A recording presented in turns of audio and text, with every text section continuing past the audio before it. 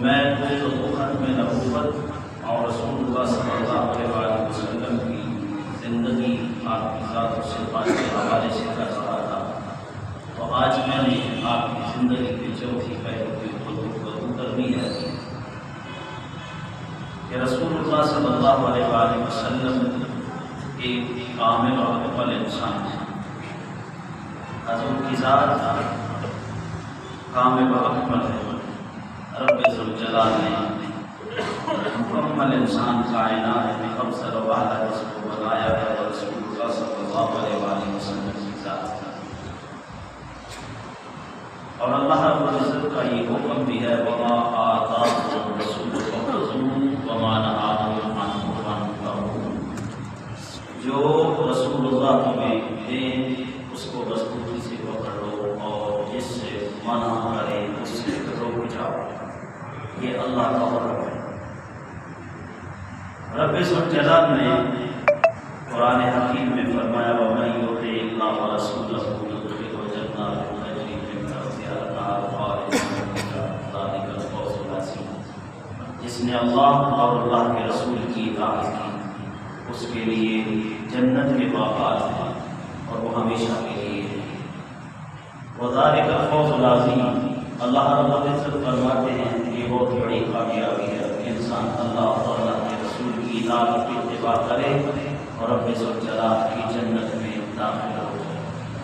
تو ہمارے لیے کائنات میں جس ہستی کو اللہ رب العزت نے ایک نمونہ بنایا ہے، آئیڈیل بنایا ہے، مثالی ذات بنائی ہے، وہ نبی کریم صلی اللہ علیہ وسلم کی ذات ہے، جن کے پیچھے چل کر کے انسان دنیا میں بھی کامیاب ہو سکتا ہے اور آخرت میں بھی کامیاب ہو سکتا ہے۔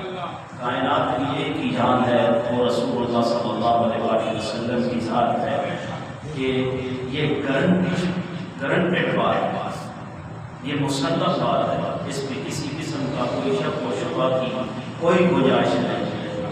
کائنات میں جو رسول اللہ صلی اللہ علیہ وسلم کے پیچھے چلتا ہے، آپ کی سیرت آپ کی اتباع پہ چلنے کی کوشش کرتا ہے، وہ زمانے کا کامیاب ترین انسان ہے۔ آپ کو چھوڑ کے بندہ کہیں کسی اور راستے سے اگر کامیابی جائے گا تو وہ بالکل ناممکن ہے۔ وہ کامیابی اسی طرح ہے جس طرح آج کے مسلمانوں کی کامیابی ہے۔ رسول اللہ کو چھوڑا، آپ کی تعلیمات کو چھوڑا، اور آج حالت دیکھ رہے اپنا ملک، اپنی تعلیم، اپنے لوگ اور ذلت و خواری پوری دنیا میں۔ یاد رکھیں بندہ جس کی تعلیم کو پکڑتا ہے پھر اس کا اثر بھی ہوتا ہے۔ جس کی تعلیم کو مثالی بناتا ہے، اپنے بے رہنما بناتا ہے، اس کے لیے اثر رکھتا ہے۔ مسلمان پوری دنیا میں گئے، جہاں بھی گئے انہوں نے کہیں سے کسی کی تعلیمات نہیں حاصل کی، اپنی تعلیمات کی، زبان حاصل کی ہے، ایک حد تک کی ہے، اپنی زبان کا اشاعت بھی کیا، سکھائی بھی، لوگوں تک پہنچائی۔ دوسرے کے دین کو نہیں پکڑا، اپنے دین کو پکڑا ہے، اپنے دین پہ مضبوطی سے عمل کیا ہے، اور دوسرے لوگوں کو انہوں نے تعلیمات دی۔ یہاں تک کہ میرے نبی کا کلمہ پڑھنے والے دنیا کے جس کونے میں بھی گئے، جہاں پہ بھی گئے، جدھر بھی گئے، وہ کہ ان کی مالی حالت مضبوط نہیں تھی، ان کا شاہانہ لباس نہیں تھا، وہی صورت جو رسول اللہ سے لی تھی، وہی تعلیمات جو رسول اللہ سے لی تھی، وہی طرز زندگی جو رسول اللہ سے لیا تھا، اس کا نتیجہ یہ ہوا کہ دنیا کے جس کونے میں بھی گئے وہاں ان کے لوگ شہدائی ہو گئے، لوگوں نے ان کا کلمہ پڑھا، لوگوں نے ان کی باتیں مانی، لوگ ان سے متاثر ہوئے، ان کی زندگیوں پہ لوگوں نے اپنی زندگیوں کو ڈھالنا شروع کر دیا۔ یہ فیضان مصطفیٰ صلی اللہ علیہ وآلہ وسلم ہے۔ آج کا مسلمان، میں مثال دیتا ہوں، میرے بھائی تلاش کرتے ہیں، جدھر جاتے ہیں ویسے ہی ہو جاتے ہیں۔ اس کا نتیجہ یہ ہے نہ ادھر کے رہے نہ ادھر کے رہے۔ عربوں میں آئے، فرانس کے لوگ فرنچ کا ان کا مقدر بن گئے، وہ طرز زندگی میں نہیں پڑے گی۔ برطانیہ یہاں پہ حکومت کر کے گیا، ہماری داڑیاں چلی گئی، ہمارے کرتے چلے گئے، ہم قریب شیخ ہو گئے، ہمارا وہ طرز رہن سہن بات ایون کی زندگی میں ہم نے ان کو لیا۔ اس کا نتیجہ کیا ہوا؟ ہم نہ ادھر کے رہے نہ ادھر رہے، تو کیا کہتے ہیں نہ یاد رہا نہ مثال ثانی۔ تو میں مثال بھی دیتا ہوں کہ آج کا مسلمان جو ہے وہ ایک آلو کی طرح ہے، کبھی بھنڈی میں بھی فٹ ہو جاتا ہے، کدو میں بھی فٹ ہو جاتا ہے، گوشت میں بھی فٹ ہو جاتا ہے، پکوڑے میں بھی فٹ ہو جاتا ہے، کبھی کبھی وہ چپس بھی بن جاتا ہے، نہ ادھر کا نہ ادھر کا۔ صرف دنیا کے جس کونے میں جاتا ہے اس کا اپنا، چاہے غلط صحیح، اس کا اپنا حکم ہے، اپنا انداز ہے، اپنا طرز زندگی ہے، مان لیتے ہیں کہ یہ سکھ ہے۔ آج کے مسلمان کا نہیں پتہ چلتا کہ کون ہے، کہاں سے ہے، کس کا ہے، کیسا ہے۔ میرے نبی کا کلمہ پڑھنے والے جدھر بھی جاتے تھے ان کا رنگ اپنا تھا، ڈھنگ اپنا تھا، رنگ اپنا تھا، بولی بولی اپنی تھی، طرز زندگی ان کا اپنا تھا۔ نتیجہ کیا تھا کہ بڑے صغیر میں آئے تو یہاں پہ بھی لوگ خدا کا اور مصطفیٰ کا کلمہ پڑھتے ہیں، ان کی تعلیمات سے متاثر ہوئے۔ آج ہم کسی غیر کی تعلیم سے متاثر ہوتے ہیں، اس کا نتیجہ یہ نکلتا ہے گھر میں بھی خواری ہے، ملک میں بھی خواری ہے، عالمی لیول کی ہماری خواری ہے۔ یاد رکھیں کہ رب ذوالجلال کی عزت کی قسم کھا کے کہہ سکتا ہوں اور پورے وصول کے ساتھ میں یہ بات کرتا ہوں، کامیابی صرف اللہ اور اللہ کے رسول کی تعلیمات میں ہے، باقی کہیں نہیں۔ جب مسلمان قرآن کو چھوڑے گا، نبی کے فرمان کو چھوڑے گا، عزت نہیں مل سکتی، کامیابی نہیں مل سکتی، قلبی سکون نہیں مل سکتا۔ بے شک تعلیم آکسفورڈ کی ہو، سیاست برطانیہ کی ہو، اور نظام صدارت امریکہ کا ہو، اور جمہوریت وہ برطانیہ والی ہو، تعلیم آکسفورڈ والی ہو، میرا یقین یہی ہے کہ کامیابی نہیں ہو سکتی۔ آج سے 40 سال پہلے اسمبلیوں میں ان پڑھ تھے، کچھ دلوں میں حیا تھا، کچھ ملک کا بھی وقار تھا، یہاں تک کہ ہم نے کسی کو قرضہ بھی دیا ہے۔ آج آکسفورڈ کے بڑے ہوئے ہیں، ادھر میری طرف دیکھو گا، نیچے نہ کرو، یہ بات سچ ہے۔ اس کا نتیجہ کیا ہے؟ نہ گھر میں سکون ہے، نہ محلے میں سکون ہے، آج ہماری مسجد میں بھی سکون نہیں۔ یہ ہماری حالت ہے، کیوں ہے؟ تعلیمات مصطفیٰ کو چھوڑ دی۔ حضرت عائشہ صدیقہ رضی اللہ تعالیٰ عنہا سے پوچھا گیا نبی کا خلق کیا ہے؟ آپ نے فرمایا کان خلق القرآن، ان کا اخلاق جو ہے وہ قرآن ہے۔ سبحان اللہ۔ تو قرآن تو کہتا ہے لعنت اللہ علی الکاذبین، جھوٹوں کے اوپر اللہ کی لعنت ہے۔ مسلمان دب کے جھوٹ نہیں بولتا۔ بتاؤ، موبائل ساتھ لگا ہوا مسجد میں کھڑا ہے، کہہ میں تو گھر میں نہیں۔ او بھائی کیوں پریشان رہتے ہو؟ ہم مولوی بھی کبھی کبھی اکٹھا کھولتے ہیں تو آپ کو پھر آپ ہیں، آپ کی تو بات ہی کوئی نہیں، آپ تو مثالی لوگ ہیں، ہم سے اچھے ہیں۔ تو صحابہ کرام یہ جان چھڑانے کا ایک ذریعہ ہے۔ حالانکہ میرے نبی نے فرمایا میری امت دو کام نہیں کرے گی، جھوٹ بھی نہیں کرے گی اور خیانت بھی نہیں کرے گی، جھوٹ بھی نہیں بولے گی اور خیانت بھی نہیں کرے گی۔ اب خیانت کی تو جو ہے نا اس کو تو چھوڑی، نماز پڑھنا امانت نہیں ہے، اللہ کی مان سکتا امانت ہے، بولے تو صحیح امانت ہے۔ شاید اسی لیے امام غزالی نے کہا کہ جو امانت میں خیانت کرتا ہے اس کو قرض نہ ہو، یعنی جو بے نمازی ہے اس کو قرض نہ ہو، جو اللہ کی دی ہوئی امانت کا حیا نہیں کرتا وہ تیری امانت کا کیا حیا کرے گا۔ قرآن پڑھنے کے لیے مردوں پہ نہیں، زندوں پہ پڑھنے کے لیے۔ قرآن کا موضوع مردہ نہیں ہے، قرآن کا موضوع زندہ انسان ہے۔ قرآن مردوں کی زندگیوں میں انقلاب پیدا نہیں کرتا، قرآن زندوں کی زندگیوں میں انقلاب پیدا کرتا ہے۔ بتاؤ نا، ہم نے مردوں کے لیے نہیں رکھ دیا؟ اٹھاؤ ادھر سے قرآن، مٹی نہ چلی ہو تو کہو مولوی نہیں ہے۔ ادھر مسجد میں پڑھے قرآن کی یہ حالت ہے، آپ کے گھروں میں پڑھے گی، آپ جانتے ہیں یا خدا جانتا ہے کہ صحیح کیا حال ہے۔ تو قرآن کو زندوں کو مخاطب کرتا ہے، زندوں کی زندگیوں میں انقلاب پیدا کرتا ہے۔ آج تو ہمیں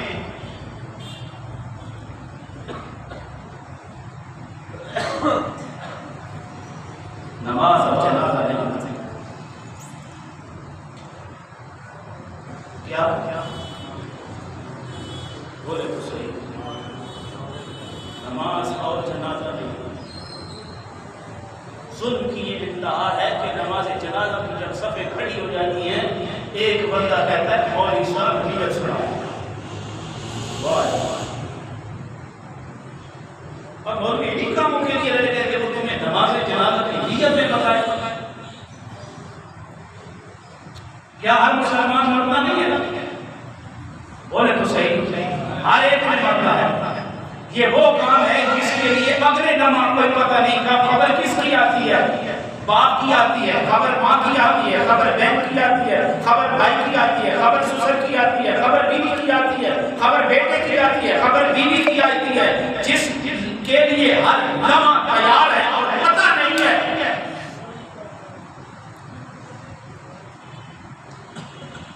اس کے لیے سن لو ادھر سے شروع کرو اس ہونے تک.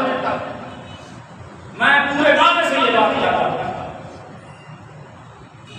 جو آئے گا وہ بھی ڈھونڈا نمڑا ہوگا، پتہ نہیں خدا کو کیا کہہ رہا ہے، مانگ نہیں رہا، پتہ نہیں کیا کہہ رہا ہے. تو سامنے ادھر ہو رہا ہو، پھر ہماری اخلاقی گراوٹ تو ہونی، ہمارا معیار زندگی تباہ تو ہونا ہے، ہمارا قلبی سکون تو ختم ہونا ہے. رسول اللہ کی سیرت کو دیکھو، خدا کی قسم انسان حیران رہ جاتا ہے. دنیا کی بات کو دیکھو، حشر کی بات کو دیکھو، زندگی کے جس پہلو کو دیکھو، اتنی انسانیت کی گراوٹ تھی کہ جس کی انتہا نہیں ہے. بات بات پہ لڑنے والے، بات بات پہ جھگڑنے والے، دوسرے کے مال کو اپنا مال سمجھنے والے، اللہ کے گھر کا ننگا طواف کرنے والے، بتوں اپنے ہاتھوں سے تراشے ہوئے بتوں کو اپنا رہنما مرجع بابا سمجھنے والی قوم کو میرے نبی نے کائنات کے لوگوں کے لیے ایسا رہنما بنا دیا ہے، ایسے موتی بنا دی ہے، زمانہ ان کی مثال نہیں دے سکتا. پھر دنیا کے اس کونے تک اس تک چلے جاؤ، ادھر سے ادھر تک چلے جاؤ، ابو بکر کی مثال لے، عمر فاروق کی مثال لے، عثمان غنی کی مثال لے، حضرت علی کی مثال لے. میں رب کی قسم کھا کے کہتا ہوں میرے نبی نے جو ہیرے تیار کیے ہیں زمانہ ان کی مثال نہیں دے سکتا. ہم بھی اسی نبی کا کلمہ پڑھنے والے ہیں، ہم بھی اسی نبی کو ماننے والے ہیں. وہی خدا ہے، وہی مصطفیٰ ہے، وہی حدیث ہے، وہی قرآن ہے. تبدیلی نہیں آئی. دن بدن ہم گراوٹ کا شکار ہو رہے ہیں، ذلت کا شکار ہو رہے ہیں. ہم نے کہا رسول اللہ کی بات ہم نے تو اپنے من کو راضی رکھا، یہ بھی نہیں راضی رہا. اگر رسول اللہ کو دیکھتے ہیں تو خدا کی قسم میرے نبی نے فرمایا قیامت کا دن ہوگا، انبیاء سونے کے منبروں پہ جلوہ افروز، انبیاء سونے کے منبروں پہ جلوہ افروز ہوں گے. میں کھڑا ہوں گا، انبیاء سونے کے منبروں پہ جلوہ افروز ہوں گے، میں کھڑا ہوں گا. میں اس لیے کھڑا ہوں گا کہیں میرا رب مجھے جنت میں داخل ہونے کا حکم کر دے، میں جنت میں داخل ہو جاؤں، پیچھے میری امت میں پریشان ہو جائے.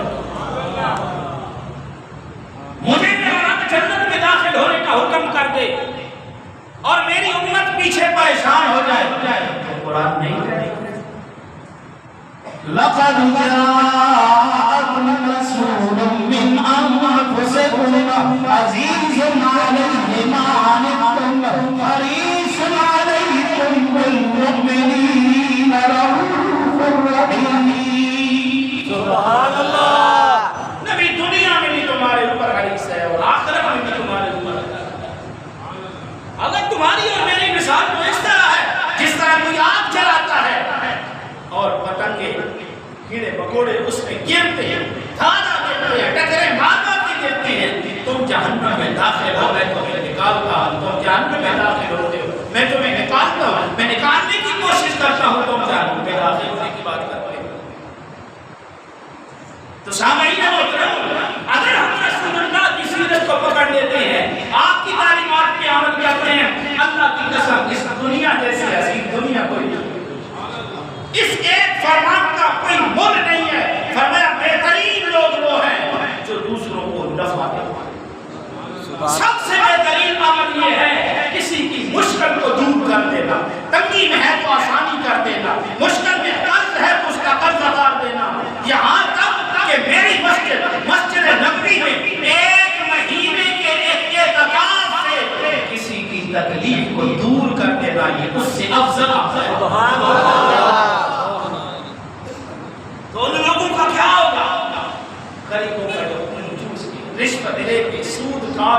ہر سال عمرہ پہ چلے گئے. ہم مسجد نبوی میں اعتکاف بیٹھے, یہاں پہ بھائی ذلت کی زندگی گزار رہا ہے.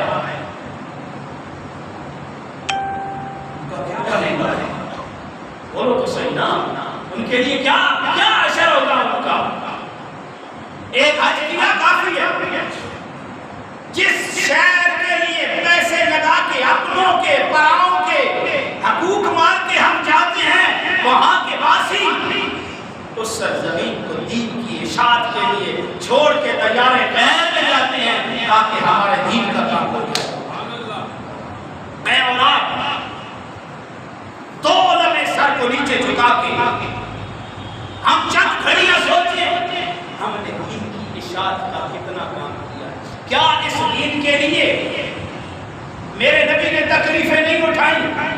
اپنے ایمان سے بتاؤ, جو جسم میں اپنے وجود کی قسم اٹھا کے تسلی نہیں دے سکتا, آپ اپنے وجود کی قسم اٹھا کے تسلی نہیں دے سکتے کہ ہمارا وجود پاک ہے یا نہیں. میں زمانی کو ہاتھ رکھ کے دیکھ کے یہ بات پوری تسلی سے کرتا ہوں, ایک بار نہیں کروڑ بار رب ذوالجلال کی عزت کی قسم کھا کے یہ پورے وصول کے ساتھ کہہ سکتا ہوں کائنات محمد عربی کے وجود کے علاوہ جتنا آپ کا پاک ہے کوئی اور پاک نہیں. کہ یوں کہ نگاہ اٹھے تو رب قبلے کو تبدیل کر دے, دل کی آنکھ اٹھے رب قرآن کے الفاظ بنا دے. میرے بھائی جس جگہ نبی بیٹھ جائے رب روضتوں میں ریاض جنت بنا دے. اتنی عظیم ہستی, اتنا وجود پاک ہے, اتنا وجود پاک ہے جس کی کوئی حد ہے نہ کنارہ ہے, نہ آپ بتا سکتے ہیں نہ اندازہ کر سکتے ہیں. کیا اس دین کی خاطر ان کے وجود کے اوپر اوجھلیاں نہیں گن کی بھری پھینکی گئی؟ کیا آپ کا وجود اس دین اسلام کے لیے لو لوہان نہیں ہوا؟ کیا آپ نے اس دین کے لیے تکالیف نہیں اٹھائی؟ جس کے ایک قدم کی برکت سے میرا رب ساری زمین کو پاک کر دیتا ہے. ہم سے پہلے بھی 1,40,000 انبیاء آئے, ان کی امتیں آئیں, ان کے لیے عبادت کے لیے جگہ مختص, لیکن سرکار نے جب قدم رکھا پوری زمین پاک نہ ہوئی, مطہر بھی ہو گئی, پاک کرنے والی ہو گئی. یہ مٹی قدم تو مدینہ اور مکہ میں رکھا, رب نے قسم تو اس کی کھائی, لا اقسم بہذا البلد. بڑے صغیر میں کیسے اثر ہو گیا, بڑے صغیر میں کتنا اثر ہوا. آج جہاں پہ جس جگہ جس وقت حاصل کرے مکروہ وقت نہ ہو تو سجدہ کر دے, رب زمین کو پاک کر دیتا ہے, پاک کرتا ہے, تیرے لیے پاک کرتا ہے. اس دین کے لیے میرے نبی نے تکالیف اوجھلیاں پھینکی, کوڑا کرکٹ پھینکا گیا, تکالیف برداشت کی اس دین کے لیے کی. میرے بھائی آپ بھی سوچیں, میں بھی سوچتا ہوں, ہم اس دین کے لیے کیا کرتے ہیں؟ توجہ ہے, ہم سے تو اپنے بھی ناراض کرا,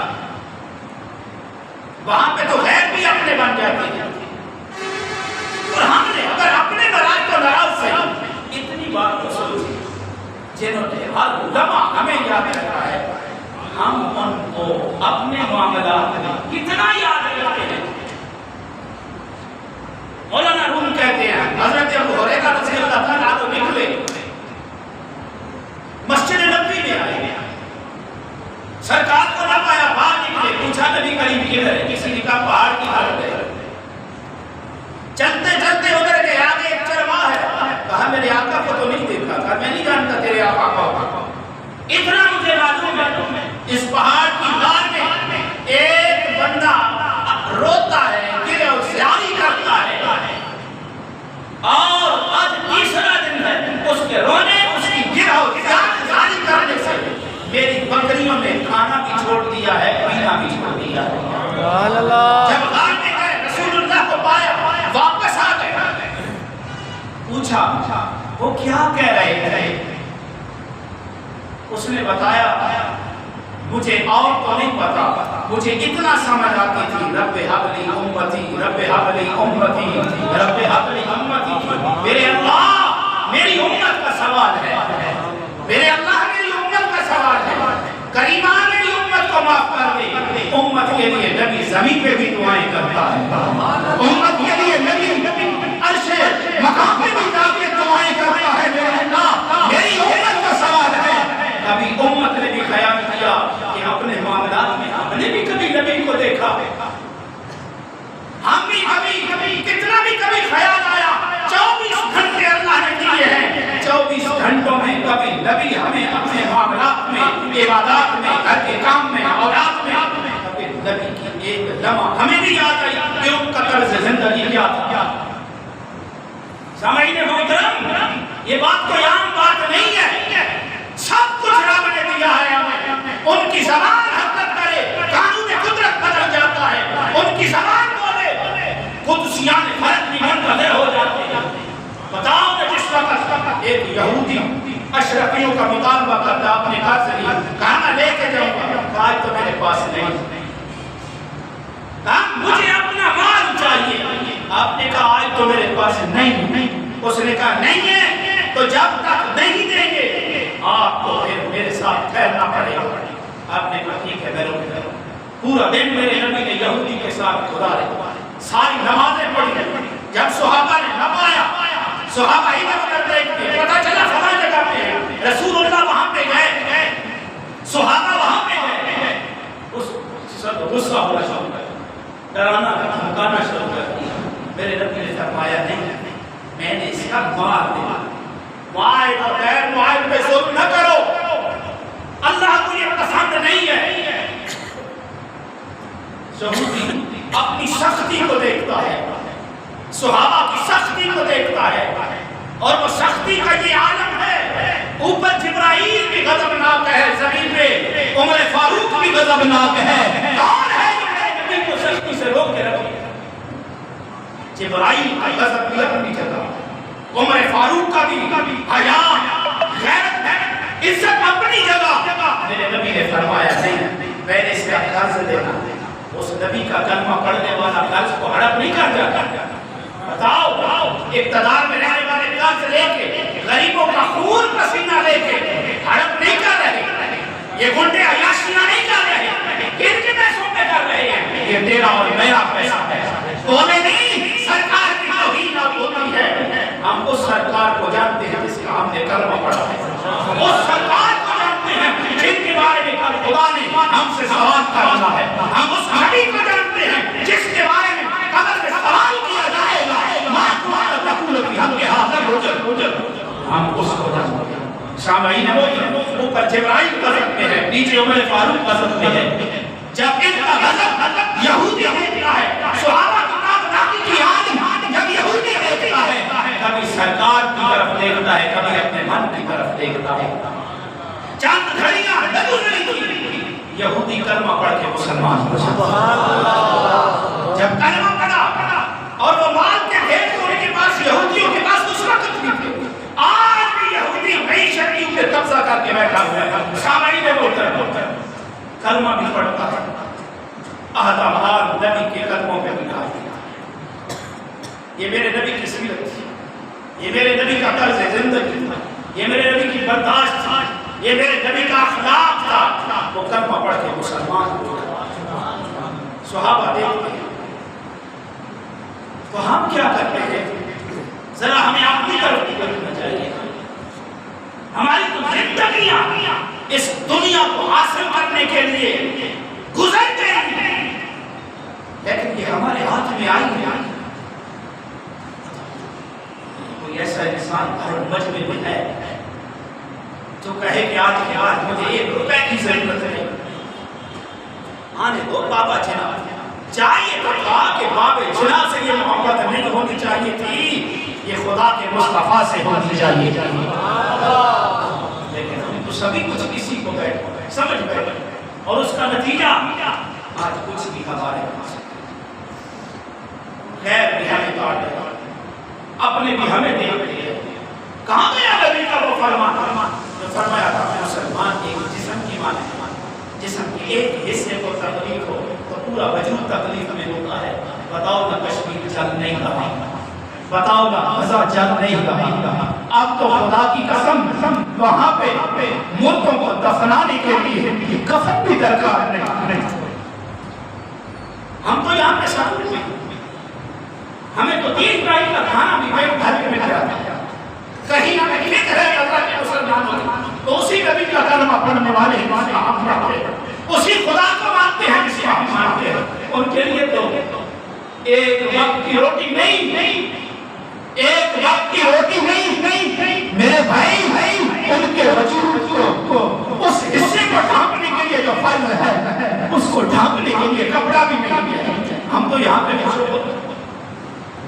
کہاں گئی ہماری غیرت, کہاں گئی ہماری حمیت, دینی حمیت کدھر گئی, کہاں گیا وہ صلاح الدین ایوبی, کہاں گیا وہ میرے فاروق. آج تو غیرت کی منڈی بنی ہے میرے سرے قیامت کا نظر نہیں آتا. بتاؤ مسلمان تو عزت والا ہے, عزت کدھر گئی؟ مسلمان تو شان والا ہے, شان کہاں گئی؟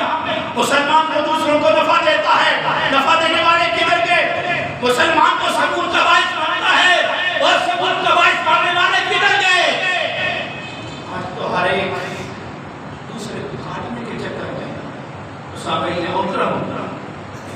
پھر اس کا نتیجہ کشمیر میں دیکھ لیں, اس کا نتیجہ لبنان میں دیکھ لیں, اس کا نتیجہ فلسطین میں دیکھ لو. آخر وہ وقت دور نہیں ہے, یہ نمبر ہمارا بھی لگ ہے. دیکھو جو لڑتے ہیں وہی پاکستان ہے, وہ ہمارے جو غیر ہیں وہ لڑتے ہیں, لڑ رہے ہیں, دباتے ہیں, دبا رہے ہیں. مسلمان امن کا درس دے رہی, مسلمان امن کا مذہب ہے, امن کا ہے تب جب امن ہو. کیا میرے نبی نے کتنی جنگیں لڑی, 1 2 10 20 82 جنگیں دور رسالت میں لڑی گئی. تو ان میں جا کے وہ کفار کو دودھ اور شہد پلانے کے لیے گئے تھے. بتاؤ قلعہ خیبر میں جب علی قدم رکھتا ہے تو وہ شہد کی بوتل پیش کرنے کے لیے گیا تھا, نہیں وہ نبی کے دین کا سکہ گاڑنے کے لیے گیا تھا, نبی کے غلاموں کا سر بلند کرنے کے لیے گیا تھا, یہود اور نصارا کی عزت کو اپنے پاؤں کے نیچے رونقنے کے لیے گیا تھا. رب نے ساتھ بھی دیا. دعا ہے اللہ کے فہم کا فرمائے.